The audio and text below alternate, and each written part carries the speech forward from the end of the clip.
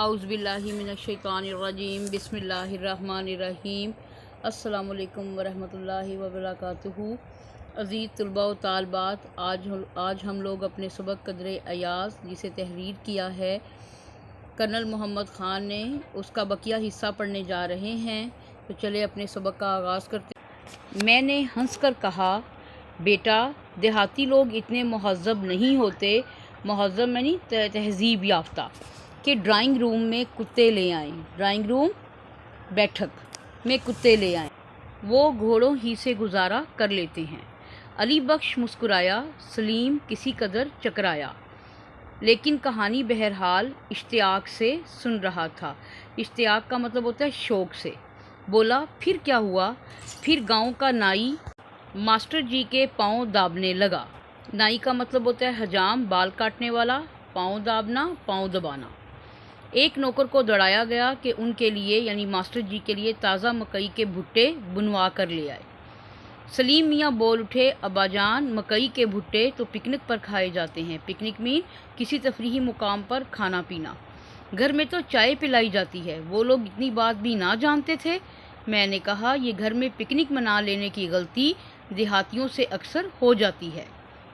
बहरहाल मास्टर जी ने खुद उनकी इस्लाह कर दी और भुट्टे का नाम सुनकर कहने लगे, ये तकलीफ़ ना करें, हो सके तो एक प्याली चाय पिला दें, ज़रा सर्दी भी है। सलीम ने फ़ौरन तायीद करना, हमायत करना।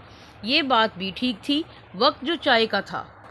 मैंने कहा, बात तो ठीक थी, बशर्तिया कि उनके घर चाय भी होती। बशर्त के यानी शर्त ये है कि वक्त के उनके घर चाय भी होती। इस मुकाम पर सलीम मियाँ तेज़ी से सवाल करने लगे और हमारी कहानी ने मुकालमे की शक्ल इख्तियार कर ली। मुकालमा बाहमी बातचीत। चनाचा फ़ौरन बोले, तो क्या उनके घर में चाय ख़त्म हो गई थी? नहीं बेटा, कभी शुरू ही नहीं हुई थी। उन दिनों चाय अभी देहात में नहीं पहुंची थी। तो क्या उन्होंने मेहमान से साफ कह दिया कि हमारे पास चाय नहीं? कितनी शर्म की बात है। मैंने कहा, भाई मेरे ख्याल में पहले तो घर में चाय का ना होना शर्म की बात नहीं, दूसरे उन्होंने मेहमान की खातिर चाय के लिए दौड़ धूप शुरू कर दी। दौड़ धूप यानी कोशिश। और आखिर मुकामी हकीम का मतलब होता है तबीब, इलाज करने वाला, देसी मुआलिज के घर से चाय मिल भी गई। उन दिनों चाय सिर्फ मरीज़ों को पिलाई जाती थी। सलीम ने लंबा सांस लिया और बोले, चलो शुक्र है चाय तो मिली। मैंने कहा, हाँ चाय तो मिल गई, लेकिन फिर एक अजीब सवाल पैदा हो गया। यही ना कि चाय के साथ खाने को क्या दिया जाए? वहाँ तो ले दे के मकई के भुट्टे ही थे। नहीं बेटे, ये बात ना थी। सवाल ज़रा बुनियादी नौइयत का था। नौइयत का मतलब होता है किस्म का। और वो ये कि चाय बनाई कैसे जाए। सलीम नीम मीन आधा, वहशत यानी खौफ, आधे खौफ के आलम में यानी हालत में मेरा मुंह तकने लगा। मुंह तकना हैरान होकर देखना। और बोला, अब्बाजान चाय तो हमारा जमादार भी बना सकता है। जमादार का मतलब होता है खाकरोब या भंगी भी बना सकता है और दिन भर पीता रहता है। क्या वो इतने ही अनाड़ी थे? अनाड़ी मीन ना तजुर्बाकार। मैंने कहा, भाई वहाँ चाय पीने पिलाने का हुनर का मतलब होता है फ़न, पहुँचा ही ना था। वहाँ लस्सी का रवाज था और इस हुनर में यानी इस फ़न में वो यकता थे। यकता मीन माहिर थे। तो क्या मास्टर जी को आखिर लस्सी पिला दी? नहीं, पिलाई तो चाय ही थी, लेकिन वो ऐसी कामयाब चाय ना थी, यानी चाय की लस्सी बना दी। हाँ बेटा, कुछ ऐसा ही जायका होगा। छोटे चौधरी का कहना है कि मास्टर जी ने एक घूंट पिया, ठंडी लगी और प्याली रख दी। तो चौधरी शर्म से गरक ना हो गया? शर्म से गरक होना यानी बहुत ज़्यादा शर्मिंदा होना। नहीं, ऐसा हादसा तो ना हुआ। अलबत्ता चौधरी को इस बात का रंज बहुत हुआ। रंज मीन दुख या गम बहुत हुआ कि मास्टर जी की फरमाइश पूरी ना की जा सकी। बहरहाल उन्होंने कुछ तलाफ़ी मतलब अजाला या नुकसान पूरा करना रात के खाने पर मुर्ग के सालन से कर। फिर मास्टर जी के लिए बिस्तर लगाया गया। चौधरी ने उनके लिए इकलौती मैंने वाहिद एक रेशमी रज़ाई निकलवाई और वो सफ़ेद झालर वाला तकिया भी। झालर मतलब हाशिया या किनारा, जिसके गुलाफ मतलब तकिए के ऊपरी जो कपड़ा दिया जाता है उसको गुलाफ कहते हैं। جس کے غلاف پر 12 سنگے کی تصویر کڑی ہوئی تھی۔ کڑی مطلب اس کے اوپر کڑھائی ہوئی تھی۔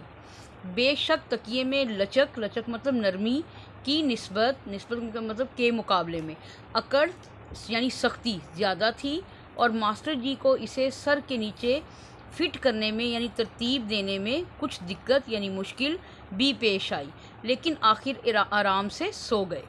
صرف ایک مرتبہ آدھی رات کے قریب گھوڑی کے کھانسنے کی وجہ سے ذرا انگریزی میں بڑبڑا کر جاگ اٹھے، لیکن برابر یعنی ساتھ ہی چودھری اور اس کا نوکر سو رہے تھے۔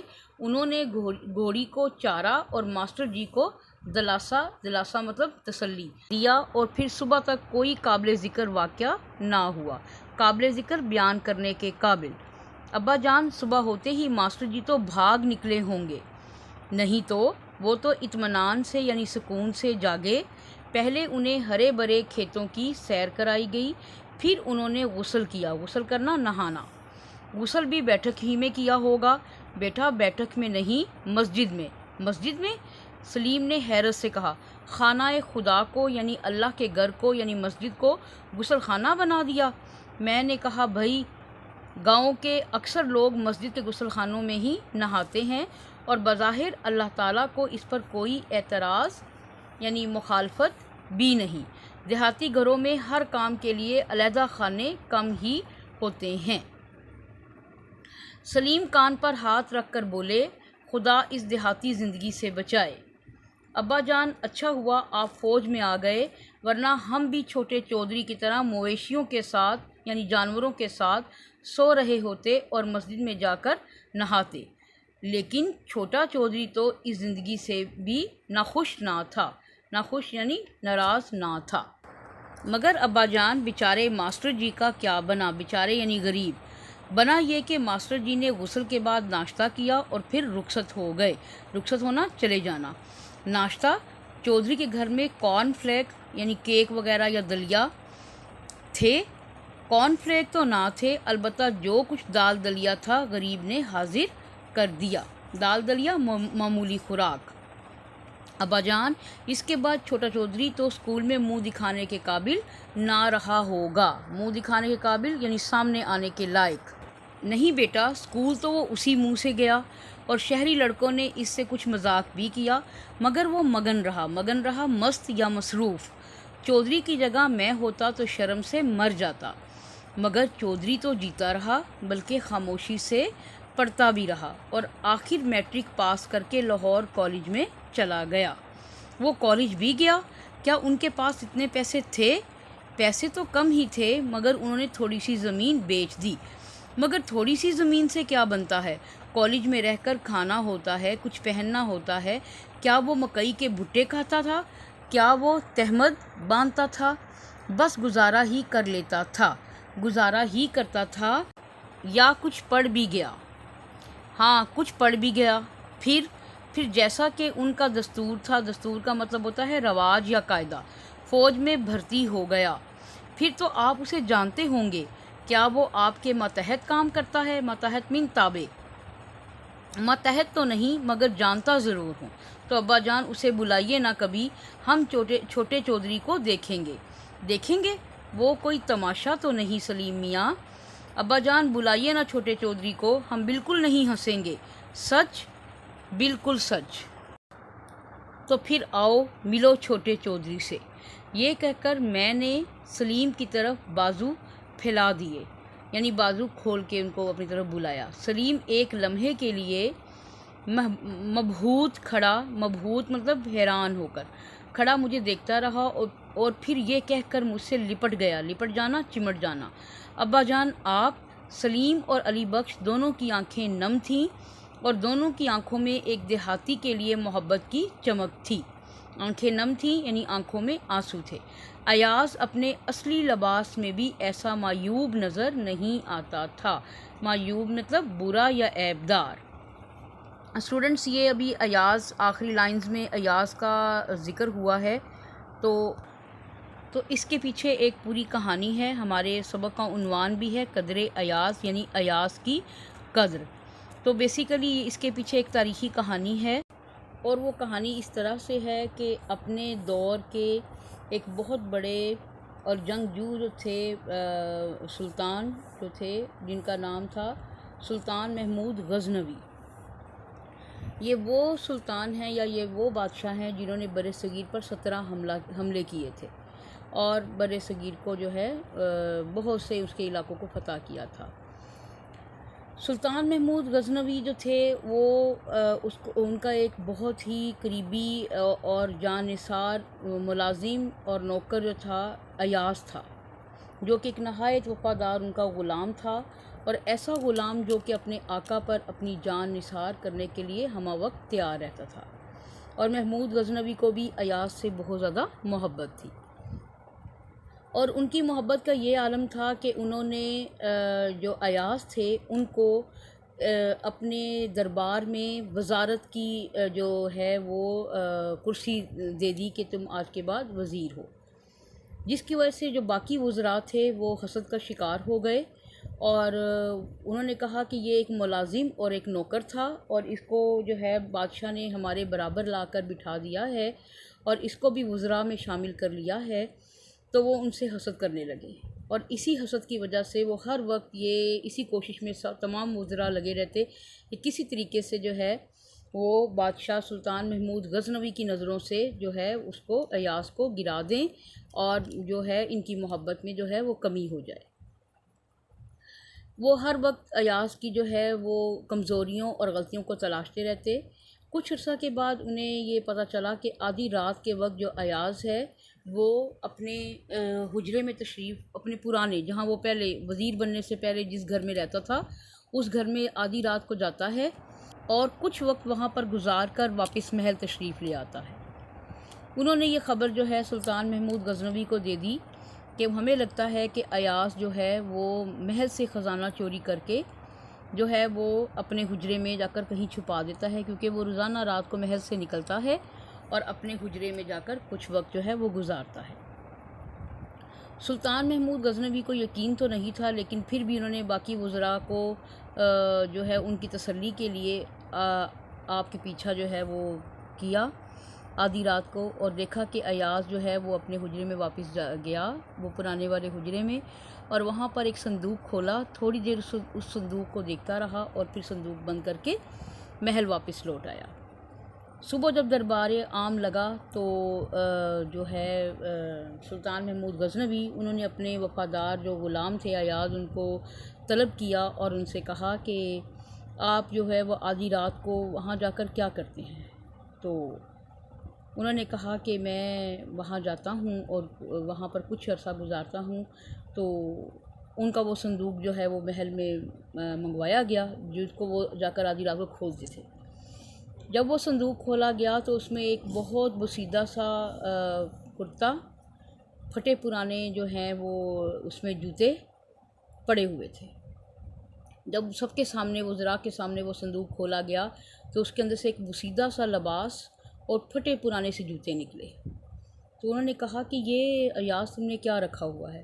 تو انہوں نے کہا کہ بے شک آج مجھے وزارت مل گئی ہے، لیکن میں اپنا پچھلا وقت نہیں بھولتا ہوں۔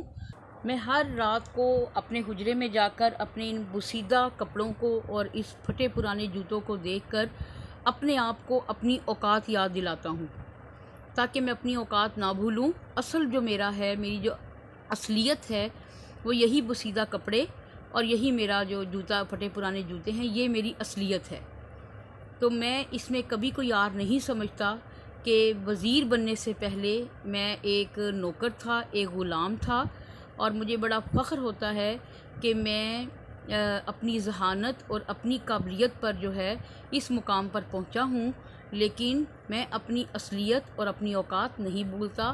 ہر رات جب میں ان کپڑوں کو اور ان جوتوں کو دیکھتا ہوں تو مجھے سمجھ آ جاتی ہے کہ اصل میں ایاز ہے کیا، کہ یہ وزارت اگر آج چھوٹ جائے تو پھر جو ایاز ہے وہ واپس اپنے اصل مقام کی طرف لوٹ جائے گا۔ تو اسٹوڈنٹس، یہ کہانی جو ہے قدر ایاز، یہ سیم ہمارے جو ہے سبق کی طرح ہے، جس میں ہمیں کرنل محمد خان جو ہیں وہ ہمیں اصلاحی انداز میں تبلیغ کرتے ہوئے نظر آتے ہیں۔ وہ کہتے ہیں کہ کوئی چیز بذات خود آر نہیں ہوتی، دیہاتی ہونا کوئی شرم کی بات نہیں ہے۔ نسل نو یعنی آج کل کی نوجوان نسل دیہاتیوں کی شرافت اور ان کی سادگی کا مذاق بنا لیتی ہے اور اس کو برا سمجھتی ہے، دیہاتی ہونے کو برا سمجھتی ہے۔ لیکن کرنل محمد خان کہتے ہیں کہ دیہاتی ہی ہوتے ہیں جو پڑھ لکھ کر معاشرے کے انتہائی مہذب اور شائستہ انسان کے روپ میں ہمارے سامنے آ جاتے ہیں۔ صرف انسان کی قدر و قیمت اس کے خلوص، اس کی محنت اور اس کی اصلیت پر منحصر ہوتی ہے۔ جس طرح ایاز نے سلطان محمود غزنوی کے دربار میں ایک نوکر اور غلام ہو کر وزارت کی جو ہے وہ کرسی سنبھال لی، صرف اپنی محنت، اپنی قابلیت اور اپنے خلوص کی وجہ سے، اسی طرح کرنل محمد خان جو کہ ایک بالکل پینڈو یعنی خالص ٹھیٹھ پنجابی جو دیہاتی تھے، اور لیکن انہوں نے اس دیہاتی پن میں بھی خوب محنت کی اور کرنل کے عہدے پر جو ہے فائز ہو گئے۔